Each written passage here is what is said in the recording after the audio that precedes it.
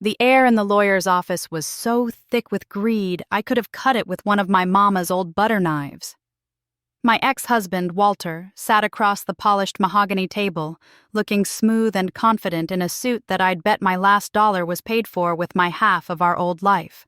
Next to him, our son Jamal and our daughter Latoya wouldn't even look at me. They sat stiff as statues, their faces pinched with impatience. They thought this was just a final tedious meeting to tie up the loose ends of my financial ruin.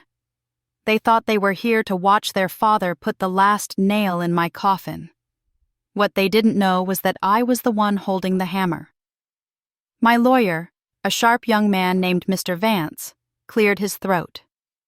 "As we've established," he said, his voice calm and steady, "the divorce decree finalized the division of all marital assets.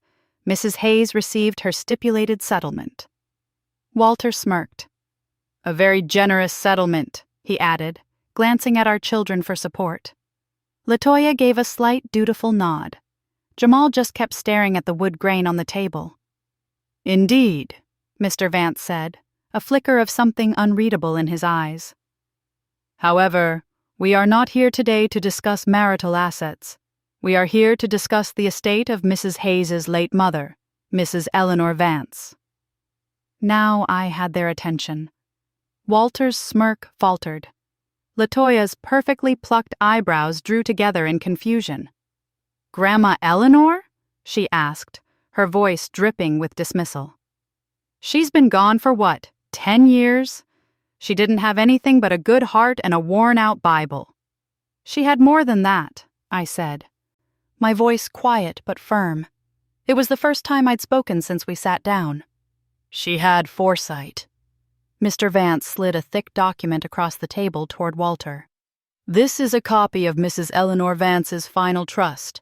It was structured with a very specific, and I must say very brilliant, triggering clause." Walter picked it up like it was something dirty. He scanned the first page, his brow furrowed. "I don't understand all this legal mumbo-jumbo. What does this have to do with me? Thelma and I are divorced." "That, Mr. Monroe, is precisely the point," Mr. Vance said. "The trust was to remain dormant and inaccessible until the legal dissolution of your marriage to Thelma. Your divorce was the key that unlocked it." The color drained from Walter's face. The deep, handsome brown I had loved for 45 years turned a sickly, ashy gray. His eyes, wide with disbelief, shot from the paper to me. It was in that single, horrified moment that he finally understood. He hadn't just divorced a broken-down old woman. He had divorced an heiress. And to understand the pure, righteous satisfaction that washed over me in that moment, you have to understand the hell he put me through to get there. 6 months earlier, my world had been a small, familiar place. It was the smell of coffee brewing at 6 a.m. for a man who no longer said thank you. It was the weight of the laundry basket, the hum of the old refrigerator, the Sunday morning service at First Jubilee Baptist Church, and the laughter of my grandbabies, Amari and Journey, when I slipped them a piece of peppermint candy. My life was built around Walter. For 45 years, he was my North Star. I didn't realize he was also my cage. It happened on a Tuesday. I remember because I had just put a pot of collard greens on the stove to simmer, the smoked turkey wings making the whole house smell like love. He walked into the kitchen, not in his usual work clothes, but in a crisp shirt and pressed slacks. He didn't look at the stove. He didn't look at me. He just placed a thick manila envelope on the kitchen island, right next to the bowl of onions I was about to chop. "Thelma," he said, his voice flat, "I've spoken to a lawyer. I want a divorce." Just like that. No argument, no discussion, no, "we need to talk." Just a declaration, cold as a winter morning. I felt the floor drop out from under me. My hands, which were reaching for an onion, froze in midair. What?" I stammered, my heart starting to pound a frantic, painful rhythm against my ribs. "Walter, what are you talking about? Is this a joke?" "I'm not joking," he said, finally meeting my eyes. There was nothing there. No warmth, no history, no memory of the 2 children we'd raised or the life we had built. Just cold, hard finality. I'm 68 years old. I've retired. I want to live the rest of my life for myself. We've grown apart. This isn't working anymore. We've grown apart. The words were a slap in the face. I had spent 4.5 decades making sure we never grew apart. I was the one who remembered his cousin's birthday, who cooked his favorite meal when he was feeling low, who ironed his shirts just the way he liked, with a crisp crease down the sleeve. I had woven my entire being into the fabric of his life, and now he was telling me the tapestry was worthless. The weeks that followed were a blur of humiliation. He had it all planned out. He had his own lawyer, a shark in a 3-piece suit. He had our children, Jamal and LaToya, convinced this was for the best. "Mama, Dad just needs some space," LaToya told me over the phone, her voice laced with that weary tone she always used when she thought I was being dramatic. "He's been working his whole life. He deserves to be happy." "And what about my happiness?" I'd whispered, clutching the phone so tight my knuckles were white. A sigh. "You'll be fine. He's going to make sure you're taken care of." Jamal was worse. He came over with his wife, Keisha, who eyed my furniture like she was already picking out what she wanted. "Look, Ma," Jamal said, avoiding my gaze. "Dad's got his retirement all figured out. He's been smart with his investments. If you fight him on this, you're just going to make it hard on everyone. The money will get eaten up by lawyers. Just be reasonable." Reasonable. They wanted me to be reasonable while my husband of 45 years tossed me aside like an old shoe. They stood with him as he sold our family home, the one where I'd brought them both home from the hospital, the one where I'd marked their heights on the doorframe. Walter claimed the house was bought with his money, that his pension was his alone, that my 45 years of unpaid labor as a wife, mother, cook, cleaner, and family accountant meant nothing in the eyes of the law. I ended up with a pittance, enough to put a security deposit on a tiny, 1-bedroom apartment in a senior complex on the other side of town, and a few $1,000s that was disappearing faster than a plate of my macaroni and cheese at a church potluck. I was 67 years old, with a bad knee and a broken heart, starting over with nothing. The day I moved, my children didn't help. Jamal said he had to work, and LaToya had a yoga retreat. Walter was already on a cruise to the Bahamas. I had to pay 2 young men from the neighborhood to move my few boxes and the old floral sofa that Walter didn't want. As I sat in my new, sterile apartment, surrounded by the ghosts of my old life, a deep, hollow loneliness settled over me. I had given my family everything. In return, they had left me with nothing. My children called, but only to ask for things. LaToya needed help with her car payment.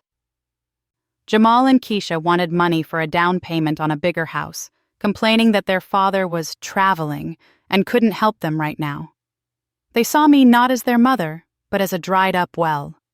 My heart was hammering in my chest just thinking about it. An estate? A trust? It made no sense.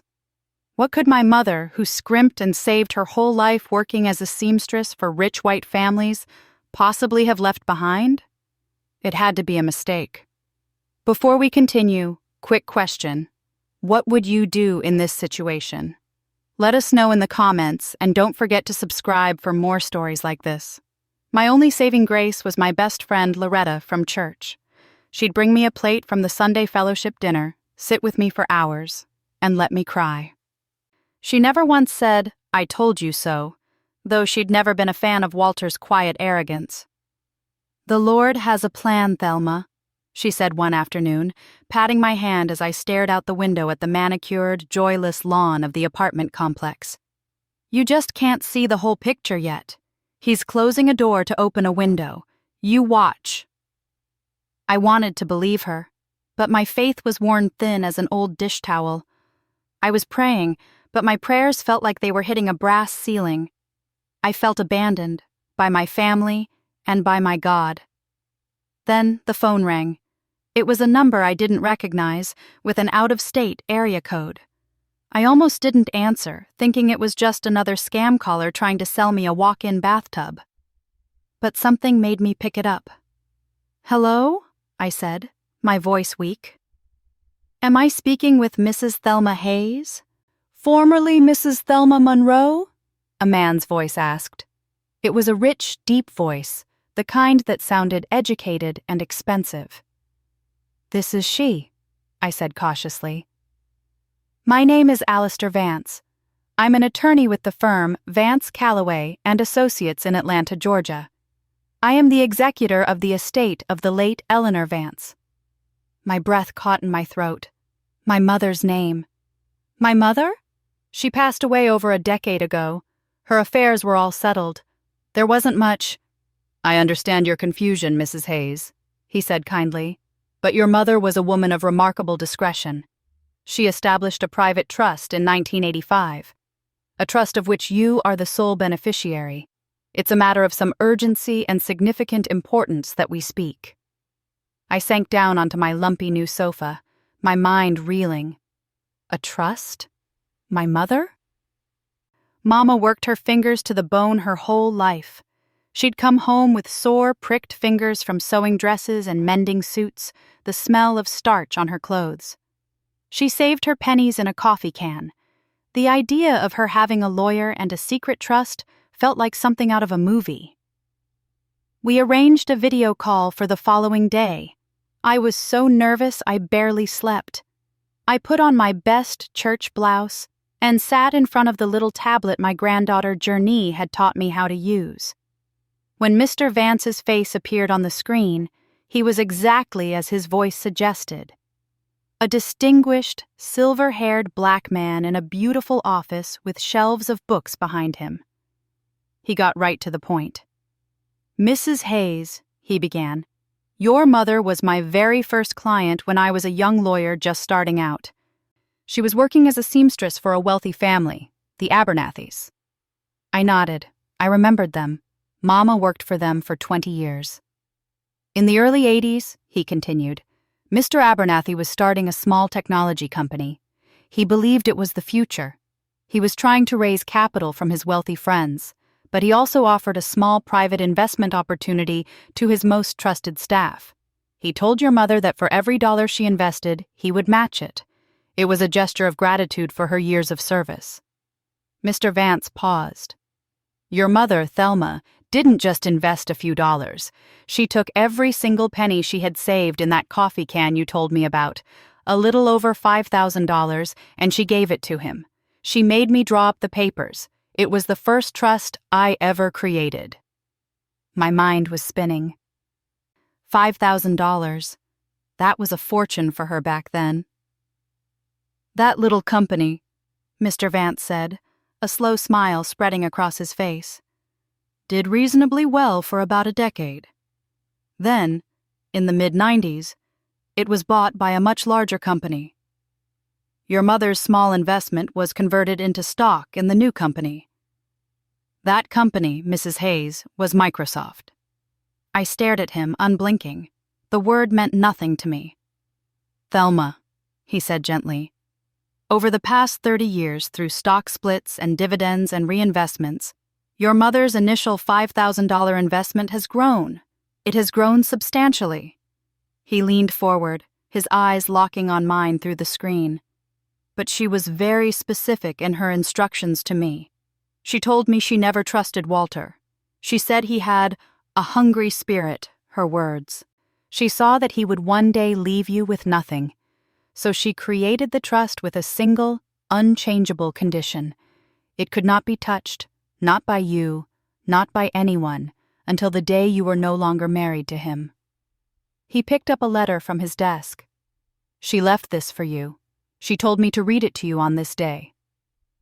He unfolded the crisp paper and began to read. "My darling Thelma, my sweet girl, I pray you never have to hear these words.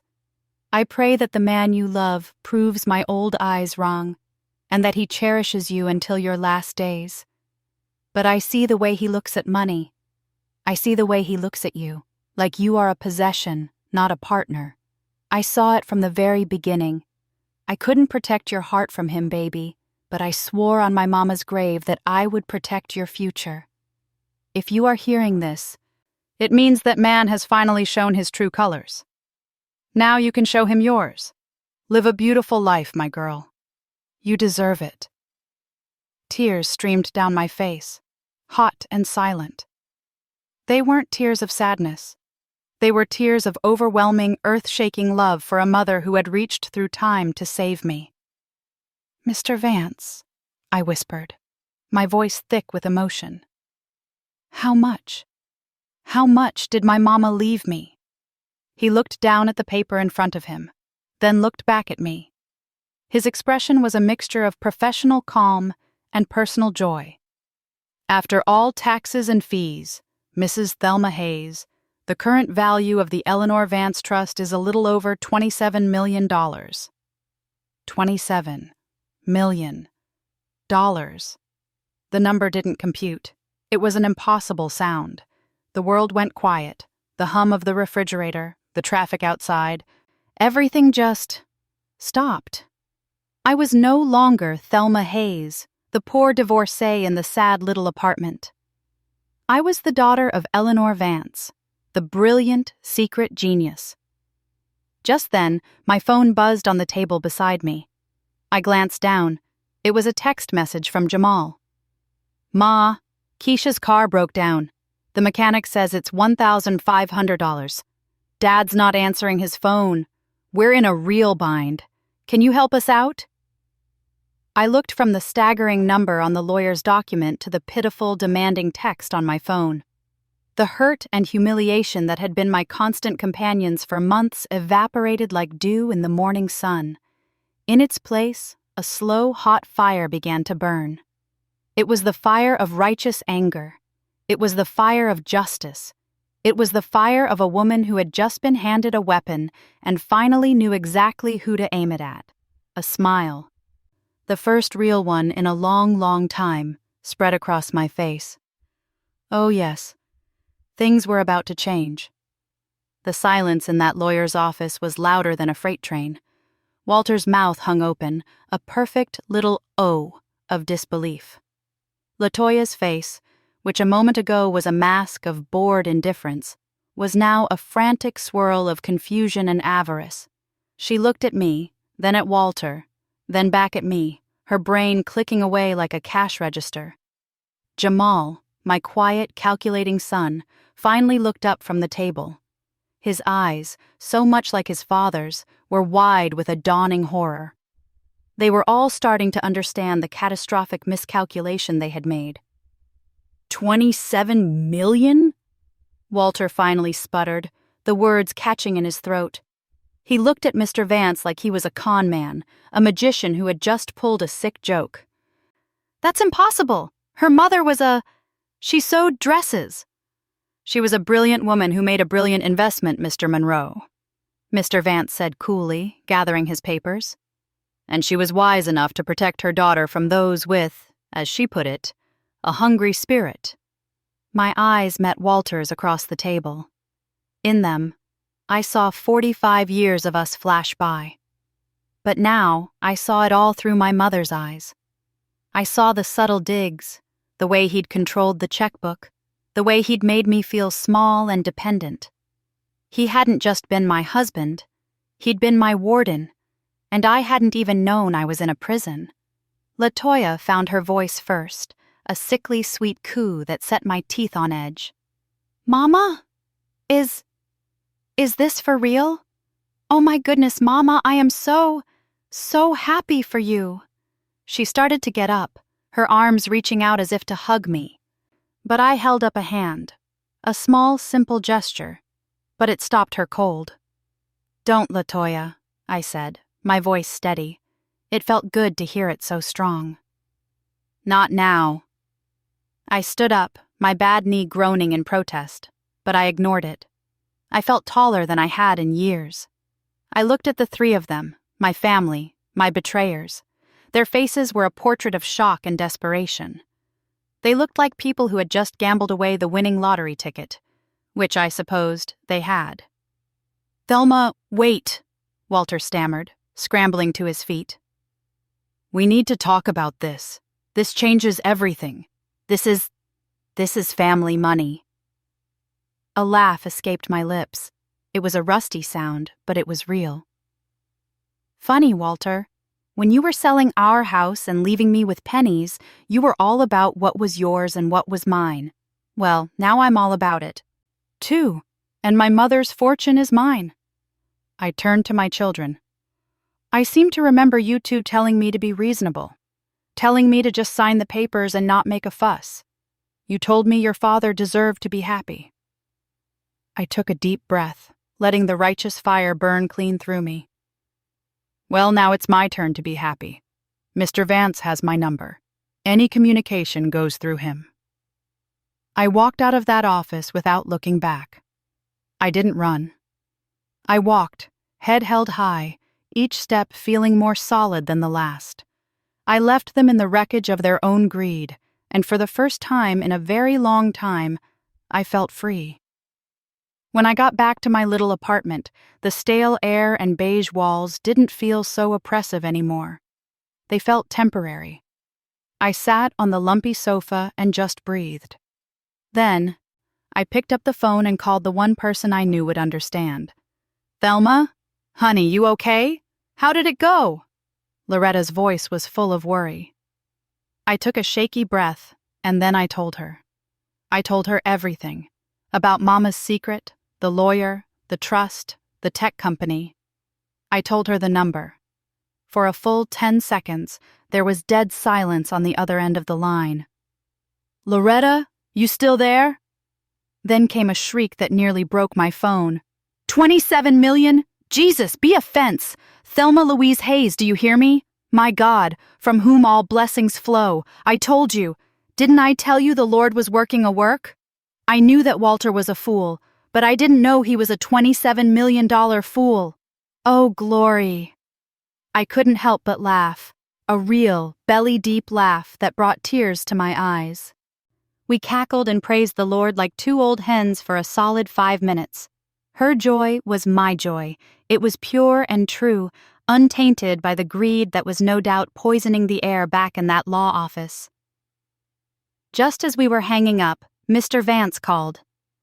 "They're already falling apart, Mrs. Hayes," he said, a note of satisfaction in his voice.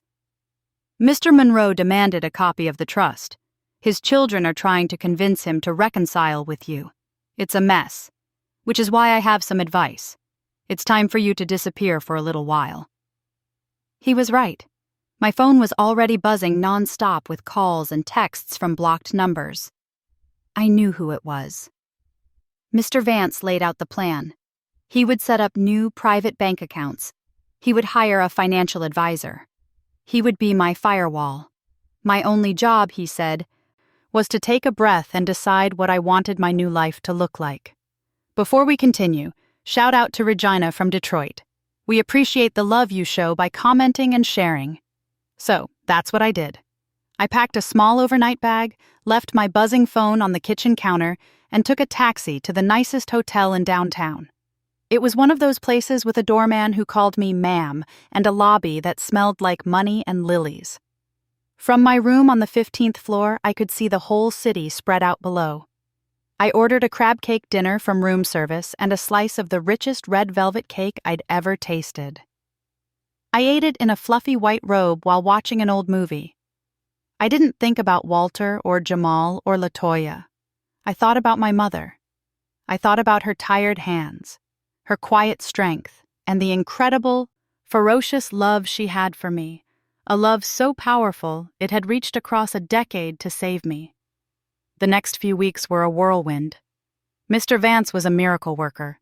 He flew me to Atlanta, where I met with a team of financial planners, sharp, kind black women who didn't treat me like a silly old woman, but like the CEO of a major corporation. They explained stocks and bonds and foundations. They helped me set up a new, unlisted phone number. With Loretta's help, I found a beautiful 3-bedroom condo in a secure building not far from her church. It had a big, modern kitchen and a balcony that overlooked a park. The day I moved in, I bought a brand new mattress and the most comfortable armchair I could find. No more lumpy sofas, no more ghosts. Of course, my children didn't give up. After a week of silence, they tracked down my old apartment, only to be told by the building manager that I had moved with no forwarding address. According to Loretta, who heard it from a neighbor who saw the whole thing, LaToya threw a fit right there in the parking lot. The voicemails they'd left on my old phone were a study in desperation. LaToya's voice, thick with fake tears. "Mama, please call me. I'm so worried about you. I can't sleep. I just want to know you're okay. We love you so much." Jamal's, tight with frustration. "Ma, this is ridiculous. You can't just cut us off. Keisha and I are your family. You have to talk to us. This is affecting Dad's health, you know. His pressure is up." And Walter's.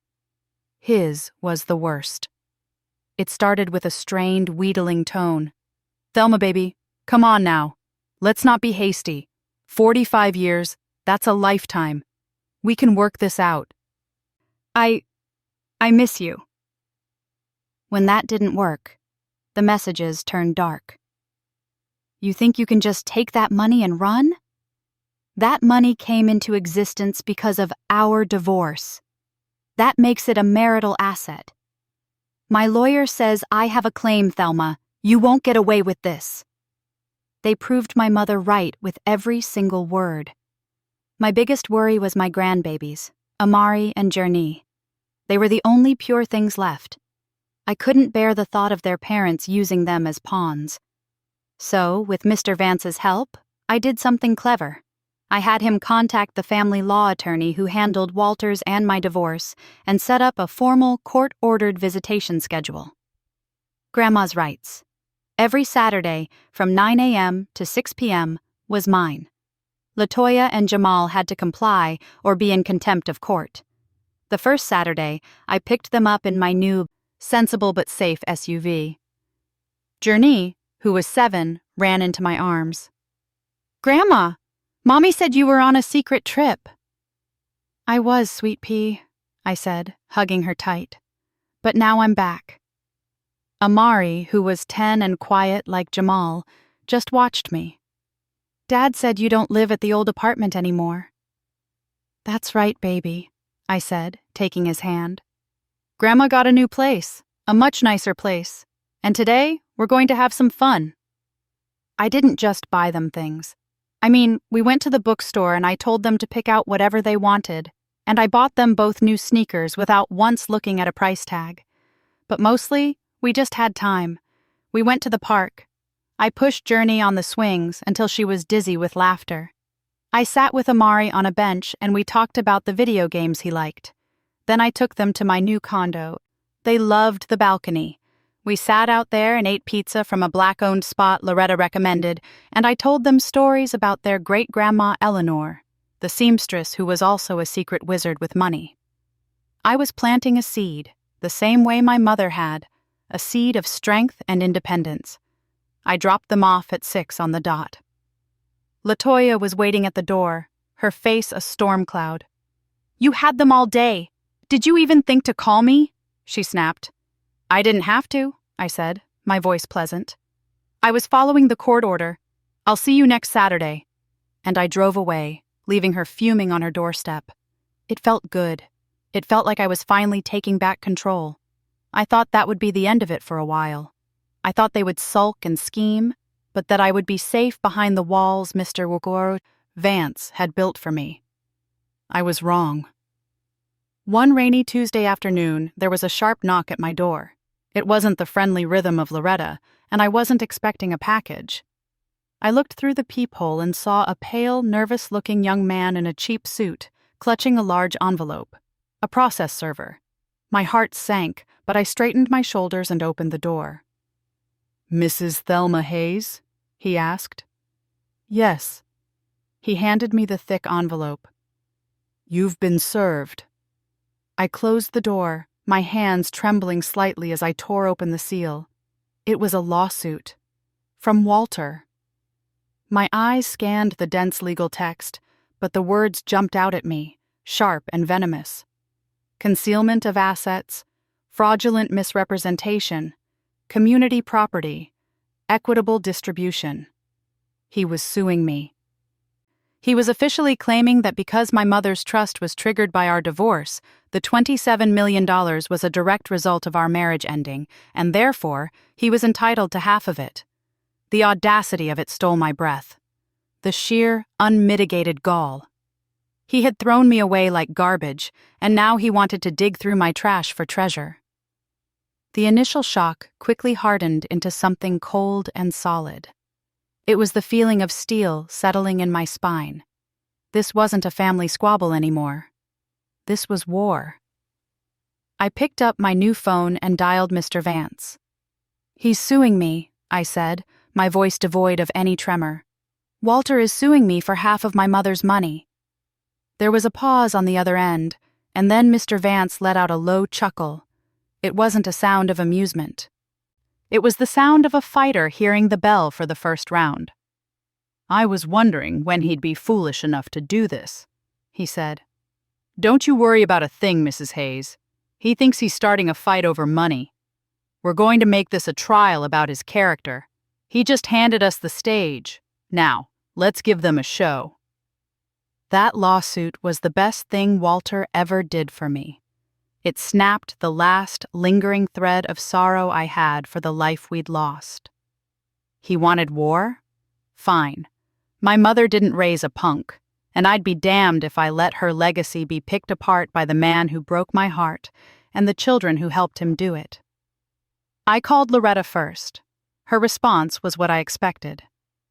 "The devil is a liar, and the truth ain't in him," she declared.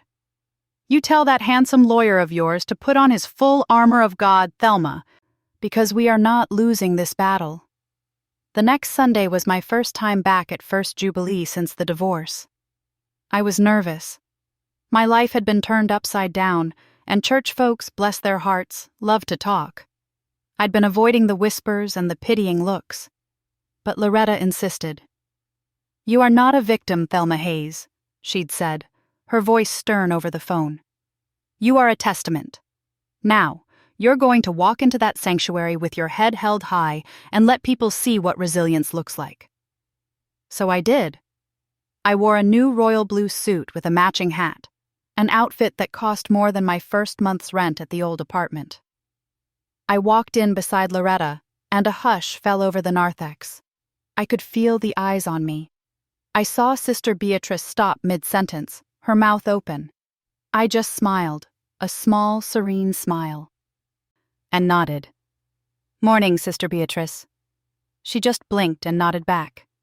Pastor Green saw me from across the lobby, and his face broke into a wide, genuine grin. He came right over and took both of my hands in his. "Sister Thelma," he boomed, his voice echoing with warmth. "It is a blessing to see you in the house of the Lord. We have been praying for you." "I felt those prayers, Pastor," I said, and I meant it. What I hadn't expected was to see Jamal, Keisha, and LaToya sitting in my old family pew. They were dressed in their Sunday best, looking for all the world like a perfect, pious family. They must have thought I wouldn't dare show my face. When LaToya saw me, she nudged Jamal, and they both straightened up, putting on faces of deep concern. They were performing. This was their stage to look like the worried children of a wayward mother. After service, they cornered me near the coffee station. "Mama," LaToya began, her voice loud enough for everyone nearby to hear. "We've been so worried. We heard about Daddy's lawsuit. This has all gone too far. You need to stop this and talk to him." I took a sip of my weak church coffee and looked at her over the rim of the styrofoam cup. "The only person who can stop this lawsuit is the person who filed it, LaToya," I said calmly. "And that isn't me." "You're being selfish," Jamal cut in, his voice low and tight. Keisha stood beside him, nodding her agreement. "You're tearing this family apart over money." That's when Loretta stepped in, holding 2 plates from the fellowship hall. She handed one to me. "Now, Jamal, you know better than that," she said. Her voice sweet as pie, but her eyes sharp as knives. Your mother isn't the one who filed divorce papers. And she's not the one suing for money that ain't hers. The Bible says the love of money is the root of all evil. You might want to remind your father of that." They scurried away after that, their performance ruined. The word spread through the church like wildfire. The lawsuit, the money, their betrayal. The tide of public opinion, which had been a mix of pity for me and sympathy for Walter, turned into a tsunami of support. The old church mothers who used to give me sad looks now patted my arm and told me, "God don't like ugly, baby. You hold on." My community became my shield. The legal battle heated up. Walter's lawyer was aggressive, filing motion after motion, but Mr. Vance was smarter. He was always one step ahead. His strategy was simple: let them talk. "A man like Walter Monroe," he told me, "will hang himself with his own tongue. We just have to give him the rope." The rope came in the form of depositions. A deposition, Mr. Vance explained, was a meeting where the other side's lawyer gets to ask you questions under oath, and it's all recorded. They were scheduled for a Tuesday in a sterile conference room at a neutral law firm. First LaToya, then Jamal, then Walter. LaToya was a mess. She tried to play the part of the grieving daughter, dabbing at her dry eyes with a tissue. Walter's lawyer was there, a hard-faced woman named Ms. Albright. Mr. Vance was calm, polite, and absolutely devastating. "Ms. Monroe," he began, "you stated you were worried about your mother's well-being after the divorce. Is that correct?" "Yes, terribly worried," LaToya said. "So you helped her move? You visited her new apartment?"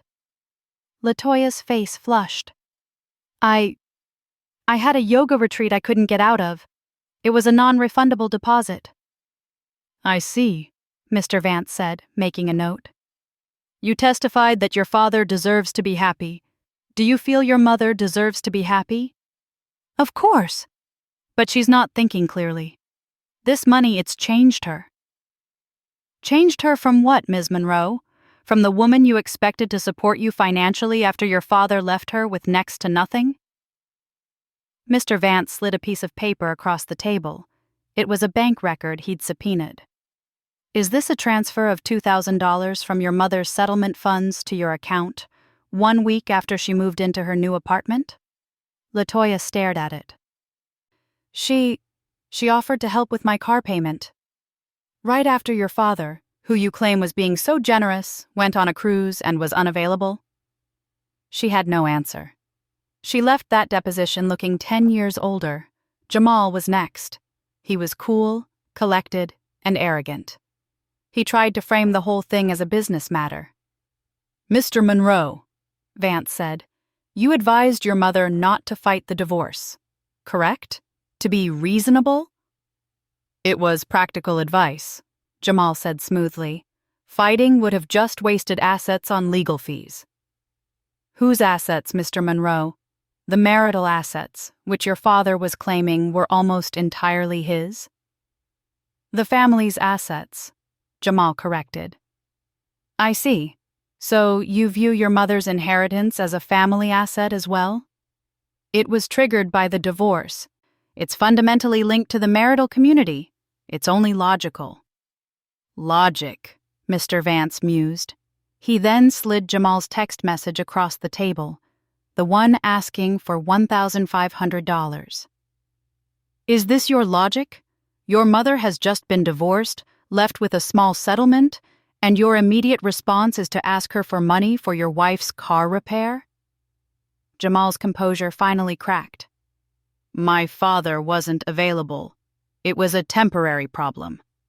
"A temporary problem you expected your recently impoverished 67-year-old mother to solve for you? Did you see her as your mother or as an ATM?" Jamal's jaw clenched. Checkmate again. Then it was Walter's turn. He swaggered in like he owned the place. He was tanned from his travels, wearing another expensive suit. He was ready for a fight. Ms. Albright, his lawyer, started by having him talk about their 45-year marriage. He painted a picture of himself as a noble patriarch. I provided a good life for Thelma, he said, his voice smooth as butter. A beautiful home, cars, vacations. She never had to work a day. When it was Mr. Vance's turn, he smiled. Mr. Monroe, you said your wife never had to work. Did she not raise your 2 children? Well, of course. Did she not cook your meals, clean your home, manage your social calendar, and care for your ailing parents in their final years? That's what a wife does, Walter said dismissively. So, for 45 years, she performed the duties of a chef, a housekeeper, a nanny, and a home health aide, all without a salary. Would you agree that is a form of work, Mr. Monroe? Walter shifted in his seat. I made her comfortable. You did, Mr. Vance agreed. Until you decided you didn't want to anymore. You sold the family home and left her with a settlement that amounted to less than 1 year of your retirement income. Is that correct? It was what the law stipulated, Ms. Albright interjected. Mr. Vance ignored her. And now, you're claiming half of an inheritance from the mother you admit you never even liked. Why, Mr. Monroe? Why do you feel you are entitled to Mrs. Eleanor Vance's money? And then he said it, the words that would be his downfall. Walter leaned forward, his face a mask of supreme entitlement. Because I earned it, he said, his voice full of conviction. I put in 45 years with that woman.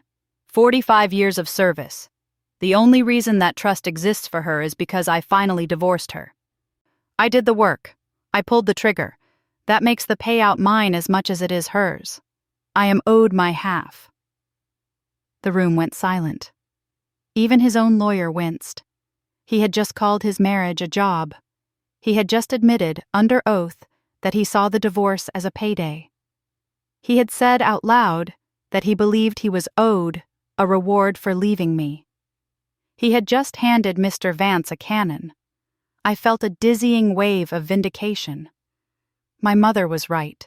His spirit was hungry, and it had finally devoured him whole. Mr. Vance closed his notebook. No further questions, Your Honor. Later that evening, Mr. Vance called me. He was ecstatic. He crucified himself, Thelma. No judge in the country will look at that testimony and side with him. We have him. Thank you, Mr. Vance, I said, my voice thick with relief. Thank you for everything.